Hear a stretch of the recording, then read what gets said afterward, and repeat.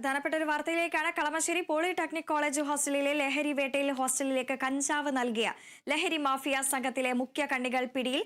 ബംഗാൾ സ്വദേശികളായ 2 പേരാണ് പിടിയിലായത്. വിവരങ്ങളുമായി വിജിത KP ചേരുന്നു. വിജിത, ആരാണ് പ്രതികൾ? വിവരങ്ങൾ. വൃന്ദ സൂചിപ്പിച്ചതുപോലെ തന്നെ കളമശ്ശേരി പോളിടെക്നിക് കോളേജിൽ നിന്നും കഞ്ചാവ് പിടികൂടിയ കേസിലെ മുഖ്യ കണ്ണിയായിട്ടുള്ള ഒരു വ്യക്തിയാണ് ബംഗാൾ സ്വദേശിയായിട്ടുള്ള ബംഗാൾ മുർഷിദാബാദ് സ്വദേശിയായിട്ടുള്ള സൊഹൈൽ ഷെയ്ഖ് എന്ന് പറയുന്ന ഒരു വ്യക്തിയും അതുപോലെ തന്നെ അഹിന്ദ മണ്ഡൽ എന്ന് പറയുന്ന ഇതര സംസ്ഥാനക്കാരായിട്ടുള്ള 2 പേരെയാണ് ഇപ്പോൾ പിടികൂടിയിരിക്കുന്നത്. ഇതിൽ ഈ പറയുന്ന സൊഹൈൽ ഷെയ്ഖ് എന്ന് പറയുന്ന ആൾ ഈ ഒരു കേസിലെ മുഖ്യപ്രതിയാണ് എന്ന കാര്യത്തിൽ പോലീസ് ഉറപ്പിച്ചു കഴിഞ്ഞിരിക്കുകയാണ്.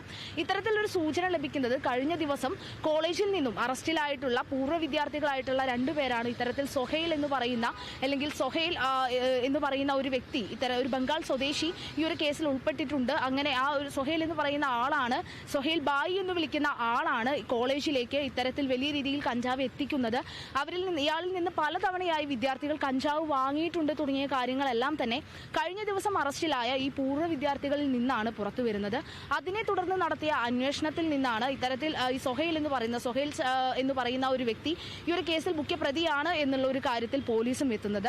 ആലു ഭാഗത്താണ് ഈ ഒരു സൊഹൈൽ എന്ന് പറയുന്ന ഈ ഒരു പ്രതി താമസിച്ചിരുന്നത് എന്നൊരു ഇൻഫോർമേഷൻ അല്ലെങ്കിൽ ഒരു കാര്യത്തിൽ വ്യക്തത പോലീസിന് വരുന്നുണ്ട്.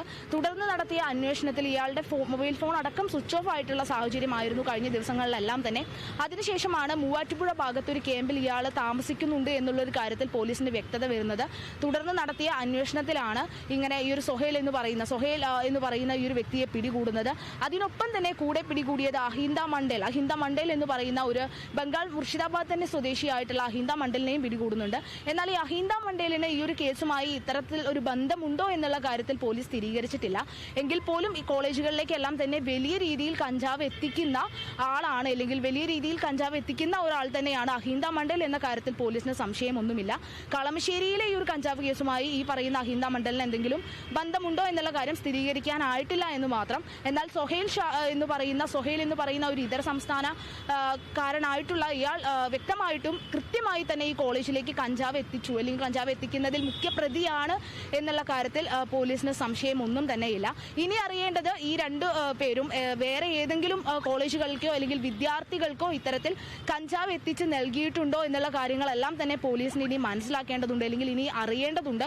ഇത്തരത്തിൽ അല്ലെങ്കിൽ ഇങ്ങനെയുള്ള കാര്യങ്ങളെല്ലാം തന്നെ കൂടുതൽ വ്യക്തത വരേണ്ടതും ഇനിയും അന്വേഷണം ആവശ്യമുണ്ട് എന്ന് തന്നെയാണ് പോലീസും വ്യക്തമാക്കുന്നത്. വൃന്ദ, ശരി, വിജിതയാണ് വിവരങ്ങൾ പങ്കുവച്ചത്.